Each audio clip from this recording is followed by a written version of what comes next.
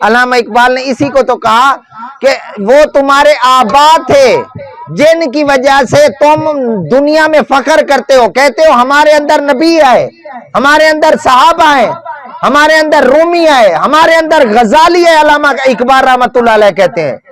तो अल्लामा ने जवाब दिया शिकवा के अंदर, कहा कि वो तुम्हारे आबा हैं, तुम खुद बताओ तुम क्या हो, हम क्या हैं।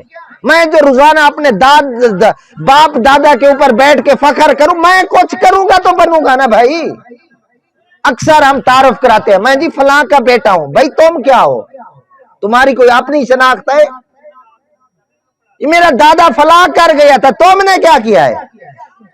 कुछ नहीं किया, आप तो जीरो के ऊपर खड़े हैं भाई। आप कुछ करेंगे तो बात बनेगी ना। हम ये समझते हैं बस बाप दादा या हमारे बुजुर्ग, हमारा फला, हमारा फला, हमारा फला। और अल्लामा इकबाल ने आगे पता है शेर में क्या कहा है, जिसका मफहूम यह है, तुम्हें तो देखकर हनूद भी शर्माते हैं, यहूद भी शर्माते हैं, तुम पता ही नहीं चलता तुम मुसलमान हो।